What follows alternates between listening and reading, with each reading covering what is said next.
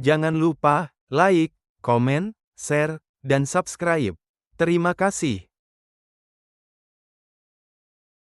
Quranpedia, Surah ke-9, At-Taubah, The Repentance. Klasifikasi, Madaniyah, terdiri atas 129 ayat.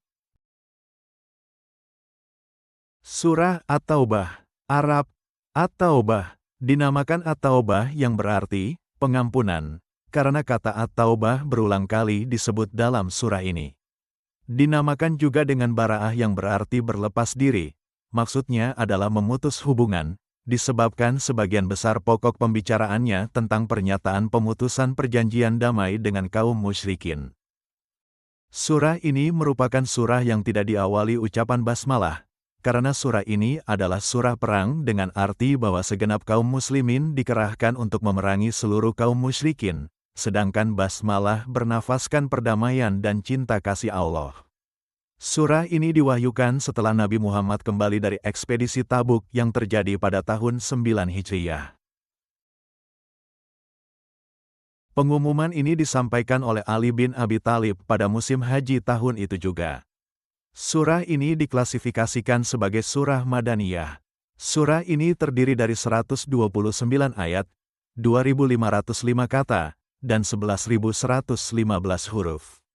Surah ini terdapat dalam juz 10-11, hizab 19-21, dengan jumlah rukuknya sebanyak 16.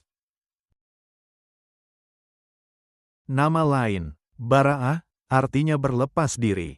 Al-Muhziyah, artinya menghinakan. Al-Fadihah, artinya menyingkap, dan Al-Mukaskisyah, artinya melepaskan. Selain pernyataan pembatalan perjanjian damai dengan kaum politeis, surat ini juga memuat isi utama berikut. 1. Iman. Allah selalu bersama hamba-hambanya yang beriman. Pembalasan atas perbuatan manusia hanya dari Allah. Segala sesuatu sesuai dengan sunnah Allah. Perlindungan Allah bagi orang-orang beriman. Kedudukan Muhammad di sisi Allah. 2. Hukum. Kewajiban untuk membelanjakan harta, berbagai jenis harta dalam agama dan penggunaannya, jizyah, perjanjian dan perdamaian, kewajiban umat Islam terhadap nabi mereka, alasan umat Islam untuk melakukan perang total. Beberapa prinsip politik negara dan peperangan dalam Islam. 3. Kisah Muhammad bersama Abu Bakar di sebuah gua di Gunung Sur selama hijrah, pertempuran Hunain, pertempuran Australasia atau pertempuran Hawazin, pertempuran Tabuk. 4. Dan lainnya, yaitu sifat-sifat orang beriman dan tingkatan mereka. Pokok bahasan, Surah At-Taubah memuat pernyataan tentang pembatalan perjanjian damai oleh Muhammad dengan kaum musyrik, karena mereka tidak memenuhi syarat-syarat perjanjian damai dalam perjanjian Hudaibiyah.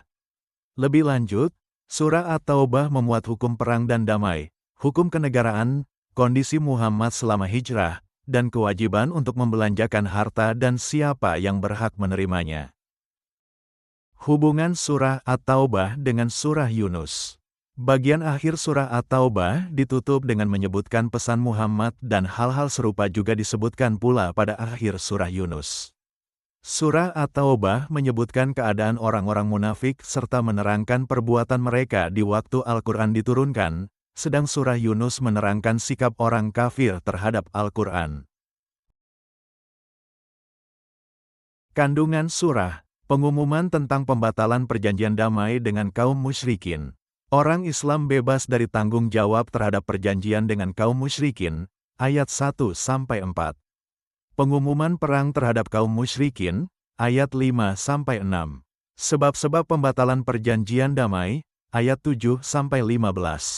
Ujian keimanan, ayat 16. Orang yang layak memakmurkan masjid, ayat 17-24. Umat Islam menang dalam banyak pertempuran, ayat 25-29. Kepercayaan orang Yahudi dan Nasrani serta sikap-sikap mereka, ayat 30-35. Bulan-bulan yang dihormati, ayat 36-37. Kisah ekspedisi Tabuk, perintah untuk berjihad, ayat 38-43. Hanya orang munafik yang tidak mau berperang, ayat 44-57. Sikap orang munafik terhadap pembagian sedekah, ayat 58-59. Ketentuan pembagian zakat, ayat 60-61. Tuduhan orang munafik terhadap Nabi, ayat 62-66. Hasutan orang munafik dan ancaman Allah terhadap mereka, ayat 67-70. Anjuran kepada orang mukmin dan janji Allah terhadap mereka, ayat 71-72. Keharusan bersikap tegas terhadap orang-orang kafir dan munafik, ayat 73-74. Ikrar orang munafik tak dapat dipercaya, ayat 75-78. Kemunafikan adalah dosa yang tidak diampuni Allah, ayat 79-80. Keadaan orang munafik yang tidak mau ikut berjihad, ayat 81-83. Larangan menyolatkan jenazah orang munafik, ayat 84-85. Keengganan orang munafik untuk berjihad dan pahala orang yang berjihad, ayat 86-90. Uzur yang diperkenakan oleh syariat untuk tidak berjihad, ayat 91-102. Keharusan penguasa memungut zakat, ayat 103-106. Keharusan waspada terhadap tipu muslihat orang yang mempergunakan masjid sebagai alatnya, ayat 107-110. Penghargaan Allah terhadap para rasul, ayat 111-112. Larangan memintakan ampunan untuk orang musyrik, ayat 113-129. Ketiadaan basmalah. Surah ini adalah satu-satunya surah tanpa basmalah di dalam Al-Quran. Di antara penjelasan yang diajukan untuk tidak melakukannya, yang paling umum diterima menurut Ali Unal adalah bahwa, seperti salam Islam, Assalamu alaikum, ungkapan basmalah melambangkan perdamaian dan cinta kasih. Surah At-Taubah dimulai dengan peringatan kepada kaum musyrikin. Surah ini banyak membahas tentang kaum musyrikin yang sering melanggar kesepakatan mereka, ekspedisi Tabuk, kelompok munafik Madinah, pentingnya jihad, dan hubungan dengan ahli kitab. Ayat-ayat penting, ayat 2-6, ayat-ayat jihad.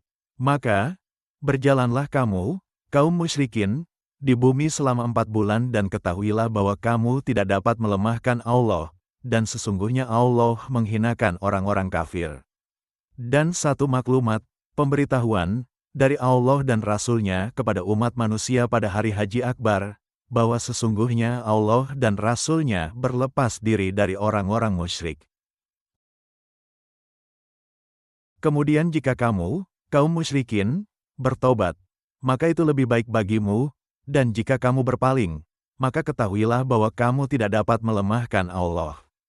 Dan berilah kabar gembira kepada orang-orang kafir, bahwa mereka akan mendapat azab yang pedih, kecuali orang-orang musyrik yang telah mengadakan perjanjian dengan kamu dan mereka sedikit pun tidak mengurangi isi perjanjian.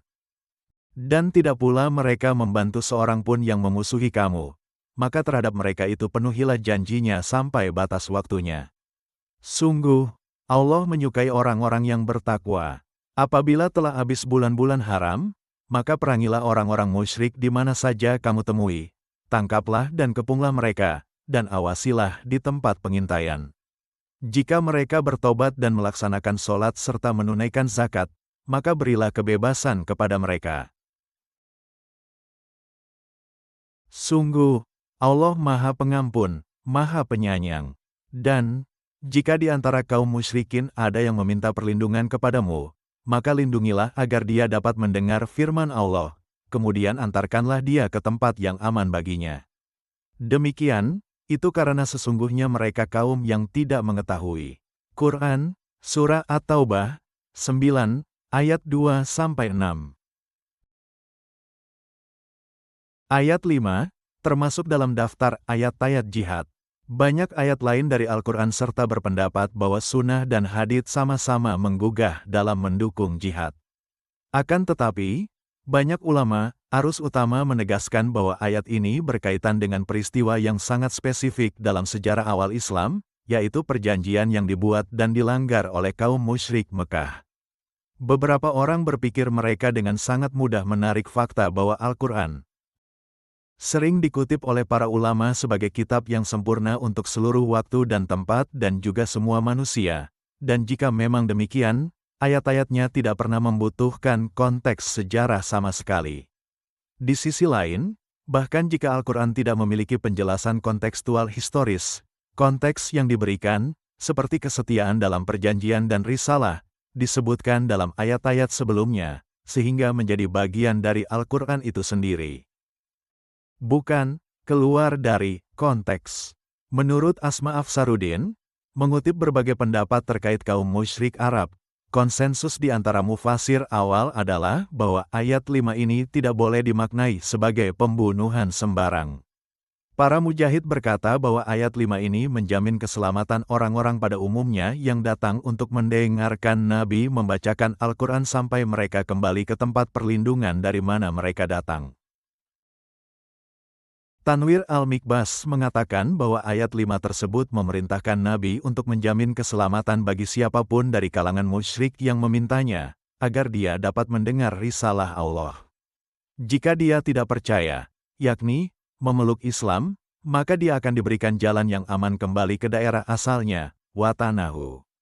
Hal ini karena mereka adalah orang-orang yang tidak mengetahui perintah-perintah Allah dan keesaannya. Asma Afsaruddin, Striving in the Path of God, Jihad and Martyrdom in Islamic Thought, 2013, halaman 88-89. Demikian pula, pakar Islam Barat, Rudolf F. Peter, juga menegaskan bahwa pembunuhan sembarangan tidak didukung menggunakan ayat 5 ini. Ayat 29, membayar jizyah atau pajak dengan patuh dan tunduk. Perangilah orang-orang yang tidak beriman kepada Allah dan hari kemudian, mereka yang tidak mengharamkan apa yang telah diharamkan Allah dan Rasul-Nya dan mereka yang tidak beragama dengan agama yang benar, agama Allah, yaitu orang-orang yang telah diberikan kitab, hingga mereka membayar jizyah, pajak, dengan patuh sedang mereka dalam keadaan tunduk. Quran, Surah At-Taubah, 9, ayat 29. Ar-Razi, wafat tahun 606 Hijriah atau 1210 Masehi, kali ini mengutip seorang mufasir awal, Abu Rauk yang wafat pada 140 Hijriah atau 757 Masehi, yang menjelaskan bahwa ayat 29 ini bukanlah kecaman sepihak terhadap semua orang Yahudi dan Nasrani, tetapi mereka yang tidak mematuhi syariat yang terkandung dalam Taurat dan Injil, berturut-turut. Demikian pula Al-Qurtubi yang wafat tahun 671 Hijriah atau 1273 Masehi, bahwa Al-Quran Surah 9 ayat 29 tidak memuat sebuah kecaman menyeluruh terhadap ahli kitab. Ulama modernis seperti Muhammad Abduh juga memandang hal yang sama, sepakat bahwa ayat ini diwahyukan saat ekspedisi Tabuk, dan ayat ini secara khusus membahas ahli kitab, dan juga bahwa satu-satunya jenis perang yang sah yang ada kesepakatan di antara para ulama adalah perang defensif. Imam dapat menyatakan perang jika terjadi serangan terhadap wilayah Muslim.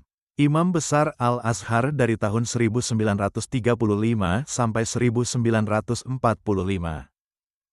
Mustafa Al-Maragi mencatat bahwa surah 9 ayat 29 berarti, maksud perangilah, adalah kondisi ketika memang membutuhkan pertempuran, yaitu, saat engkau atau negaramu diserang, ditindas, atau dianiaya karena keyakinan, serta mengancam keselamatan dan keamanan, seperti yang dilakukan oleh Bizantium terhadap engkau, yang menyebabkan meletusnya ekspedisi Tabuk. Ayat 103, pemungutan zakat dari harta umat muslim. Ambillah zakat dari sebagian harta mereka, dengan zakat itu kamu membersihkan dan mensucikan mereka dan mendoalah untuk mereka.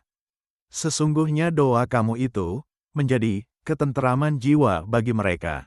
Dan Allah Maha mendengar lagi Maha mengetahui. Quran, Surah At-Taubah, 9, ayat 103.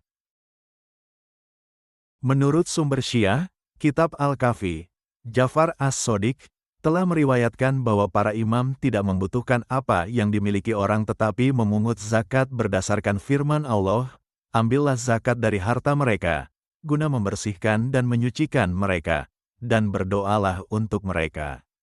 Oleh karena itu, zakat dari orang-orang yang membutuhkanlah yang diterima imam.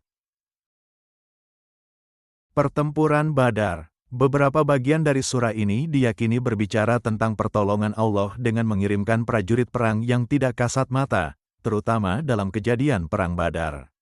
Menurut Muhammad Sulaiman Al-Askar dari Universitas Islam Madinah, yang mengutip banyak sekali ulama klasik dan kontemporer, prajurit yang tidak kasat mata tersebut adalah malaikat Jibril, Mikail, Israfil, dan ribuan malaikat yang diutus dari langit ketiga, yang turun untuk ikut berperang dengan menyamar seperti Zubair bin Awam, sahabat Nabi. Hal ini dikarenakan Zubair dianggap sebagai sosok yang cukup dihormati menurut keyakinan Islam.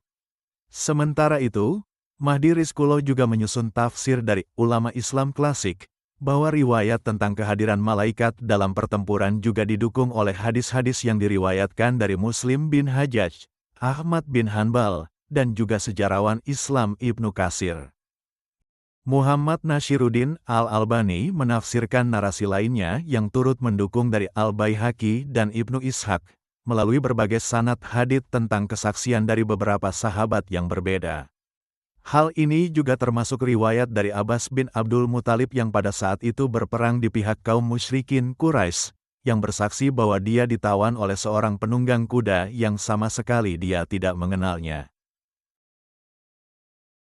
Menurut riwayat hadits sahih dari Ahmad ibn Hanbal, sosok yang menawan Abbas telah dikonfirmasi oleh Nabi Muhammad sebagai salah satu malaikat yang membantu umat Islam selama pertempuran Badar ini. Manuskrip Sana'ah Folio 22, ayat 122-129 dari Surah At-Taubah muncul pada folio 22 manuskrip Sana'ah. Urutan surah dalam Sana'ah 1 tidak mengikuti urutan Al-Quran yang diketahui, dan folio 22 dibagi bersama surah Maryam. Pakar sejarah Al-Quran dari Saudi beranggapan bahwa ketika Muhammad masih hidup dan berdakwah, teks Al-Quran belum mengikuti urutan standar surah-surah. Untuk teks ayat-ayat surah At-Taubah dalam tulisan bahasa Arab, silakan para pembaca atau pemirsa melihatnya pada mushaf Al-Quran atau pada kitab Al-Quran dan terjemahannya yang ada di rumah Anda masing-masing atau di perpustakaan Islamic Center.